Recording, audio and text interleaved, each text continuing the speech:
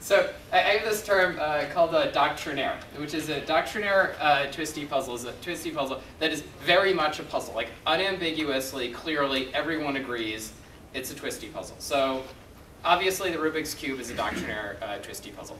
In general, the definition of a doctrinaire twisty puzzle is one where it has a bunch of permutations that can be done on the pieces. And if you were to change the coloration so that all the pieces looked exactly the same, or so that all the colors were just like black, then after every single permutation it would continue to look exactly the same. It's a boob cube is what it's called when it's all colored exactly the same. So that's my definition of a doctrinaire twisty puzzle. There are things called shape mods. We have actually not too many shape mods here because those are just way too normal. Over here. Okay, that's a shape mod. A beautiful one at that. You can buy that as well. Yes. It's also a collectible twisty puzzle. Yes. 3D. From David. Yes. That one actually is a. Oh, here. Here's a better example. Yeah, I've got a lot of shape mods. Yeah. Here's a better example.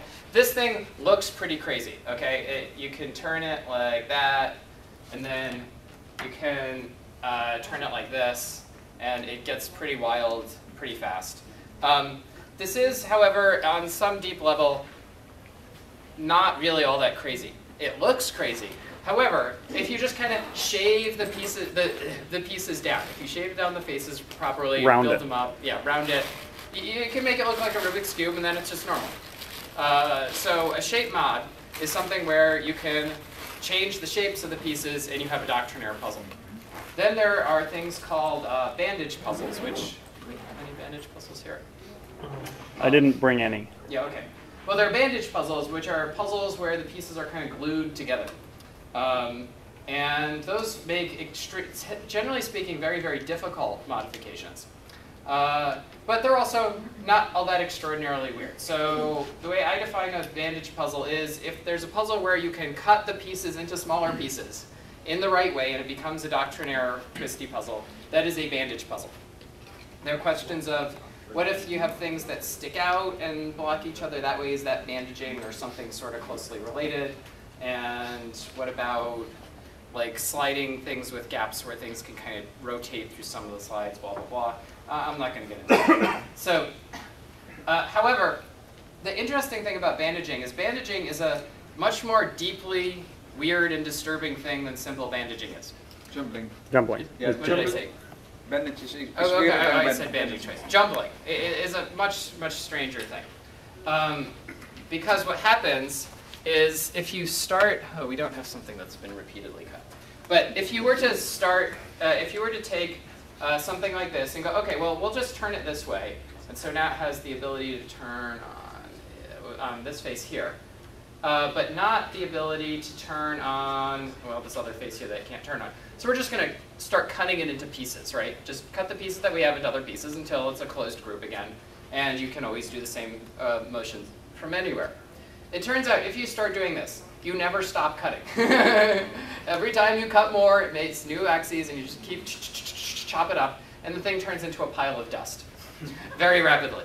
There are sort of guidelines that will tell you when things are jumbleable. The simplest thing is if the amount of rotation that you do in order to make a particular slice happen is irrational, then it's a jumbleable puzzle. That is a sufficient but not necessary condition. As it happens, for most common jumbling puzzles, they have these weirdo angles in them, which are like cosine of 1/3 and just very, very strange things like that. These things, interestingly, very extremely difficult mathematically to prove that they're irrational, but everybody believes that they are. So we can just pretend that we actually know that for a fact. That is a sufficient but not necessary condition for jumbling because of here, uncanny cube. Or the Kenny cube? That might be a better one to show. Thank you. I just wanted to hear you say that. Yes. It's over there. Where?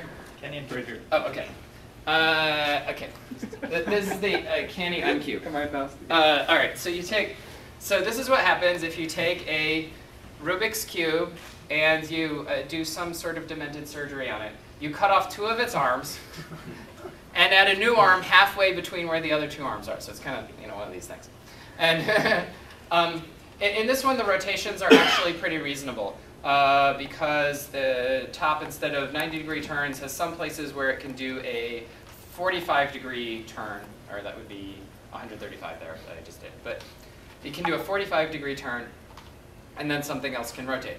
And that's not a particularly strange angle for it to turn at. However, it's still the case that if you try and unbandage this, and at infinitum, it'll turn into a pile of dust, because there's a slice right here in this one, and it's blocking by this one here, and if you start cutting that up, it rapidly becomes a big old mess. It's very bad. There are some